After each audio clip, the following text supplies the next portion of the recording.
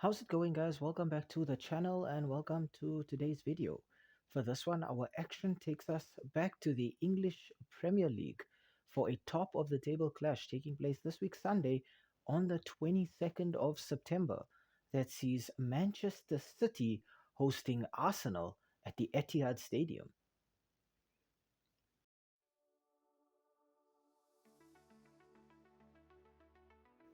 We start off our team analysis with the home side here being the Citizens. The last 5 fixtures for Manchester City have ended in 4 wins and 1 draw. Their last match was a 0-0 draw against Inter Milan in the UEFA Champions League earlier this week.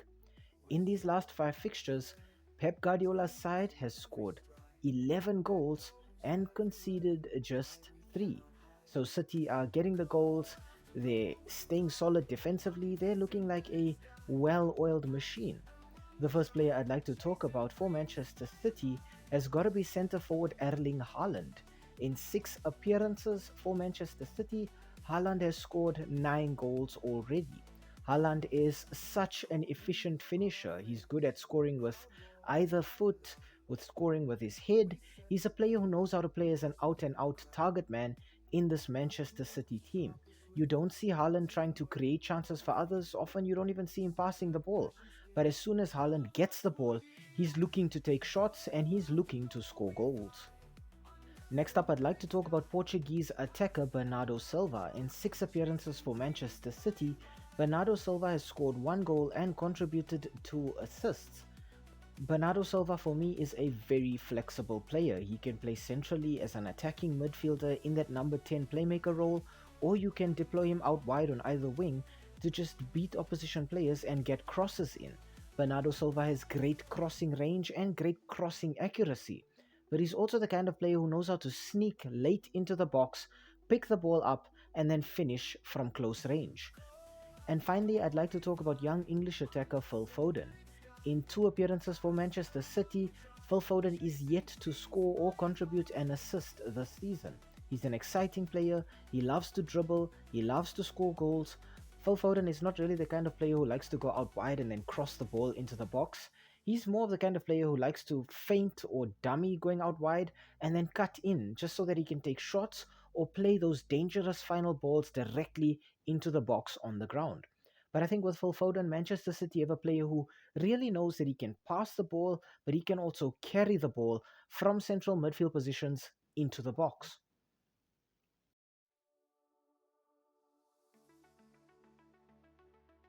Next up, we look at the away side here being Arsenal. The last 5 fixtures for Arsenal have ended in 3 wins and 2 draws. Their last match was also a 0-0 draw against Atalanta earlier on in the Champions League. In these last 5 fixtures, Arsenal have scored 6 goals and conceded just 1. So Mikel Arteta's side are getting goals, but they're also keeping themselves very solid and very difficult to break down at the back. The first player I'd like to talk about for Arsenal has got to be Belgian winger Leandro Trossard. In 5 appearances for the Gunners, Trossard has just scored a single goal, but I think in Trossard, Arsenal have a player who's very flexible out wide and very adaptable up front. He can play centrally as a centre forward, he can play on either wing, then choosing to cut in and take shots, or go out wide and deliver crosses into the box. But in Trossard, I think Arsenal have a very quick player, and this fits in perfectly with how Mikel Arteta wants his team to play. Next up, I'd like to talk about the Englishman who I think will be playing on the opposite wing in Bukayo Saka. In 5 appearances for Arsenal, Bukayo Saka has scored a single goal, but he's contributed 4 assists. Bukayo Saka for me is a player who Arsenal relied on heavily last season to get them goals and assists, and I think this season we're seeing an Arsenal team that is built more around supporting Saka as opposed to being reliant on him. I think with Bukayo Saka, Arsenal also have a very flexible player who can perform multiple roles for them, but who primarily is looking to apply pressure on the opposition goalkeeper. And finally, I want to talk about English midfielder Declan Rice. In 4 appearances for the Gunners this season, Declan Rice is yet to score or contribute an assist for Arsenal. But I think in Declan Rice, Arsenal have a player who is very flexible in their midfield. He can perform a variety of roles. You can ask him to play as a holding midfielder, and he will do that and then operate as a deep line playmaker. You can ask him to play as a central midfielder, and then you'll see Declan Rice doing a lot of running, applying pressure on opposition players when they have the ball, winning it back and then cycling it forward. Or you can even ask Declan Rice to play as an attacking midfielder, and that's where he allows his goal scoring talent to shine.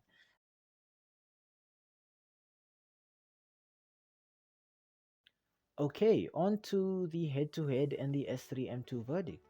Now, the last five fixtures between Arsenal and Manchester City have ended in two wins for Manchester City, two wins for Arsenal, and then one draw separating the two teams. So this one feels like it's split right down the middle. In terms of goals scored, however, Manchester City have hit the back of the net 8 times in these last five fixtures, while Arsenal have scored half that with just 4 goals. So we can already see that in terms of goal output, Manchester City are looking better, which means that in terms of conceding goals, Arsenal look a little bit more fragile.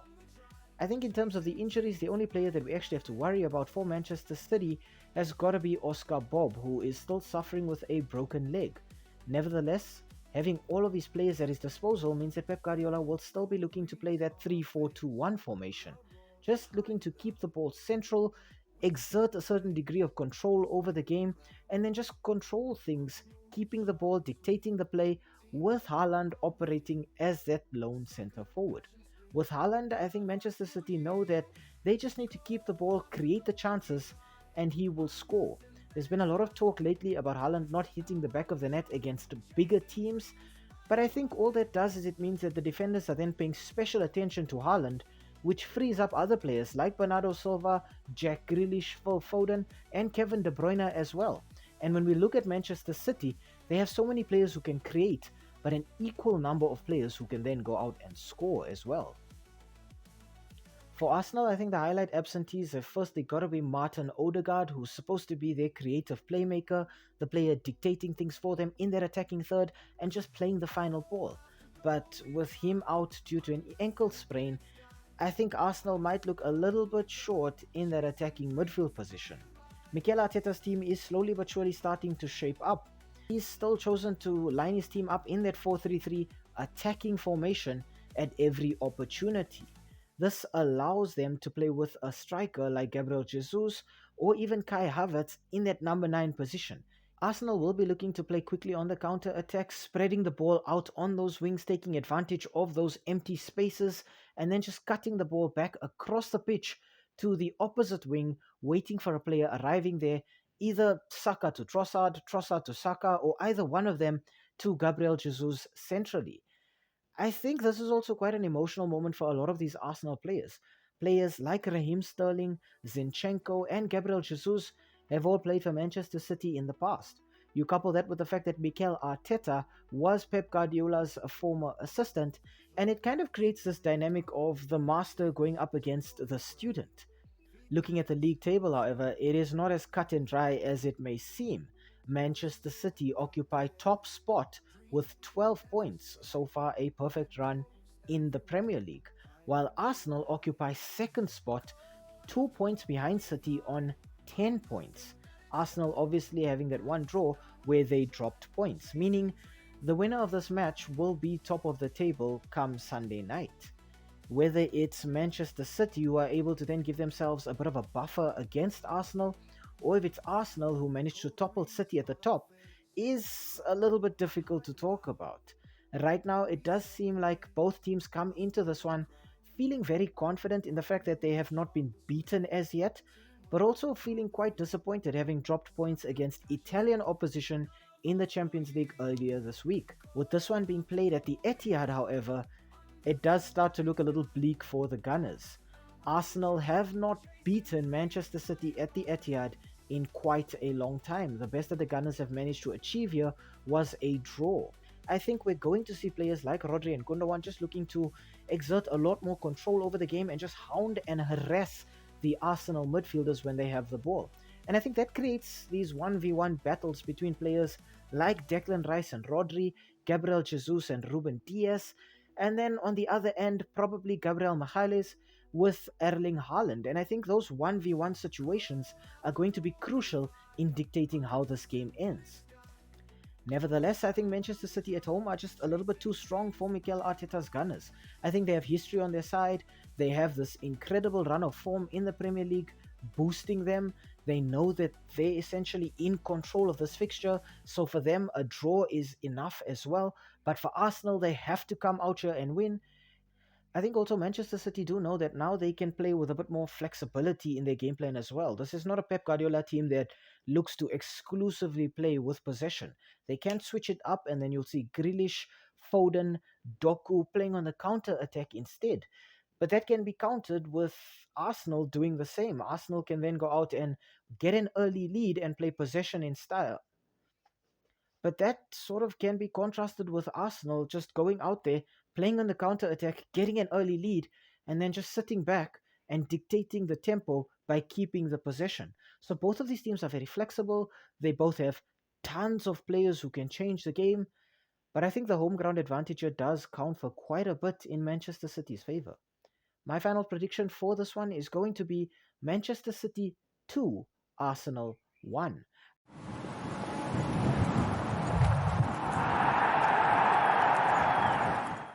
Hi, thank you for making it to the end of this video. We really appreciate the watch time and the fact that you took some time out of your day to spend it with us talking about the sport that we all love. If you enjoyed the content, why not, drop a like down below or comment in the comment section. Maybe even consider subscribing to the channel. And I mean, while you are here right now, have a look at some of our old videos too. They should be appearing on the screen right now, along with that subscribe button. So you know exactly what to do. Um, thank you so much. It really helps with the YouTube algorithm. And have a great day out there. And we hope to see you again very, very soon. Thanks. Stay safe.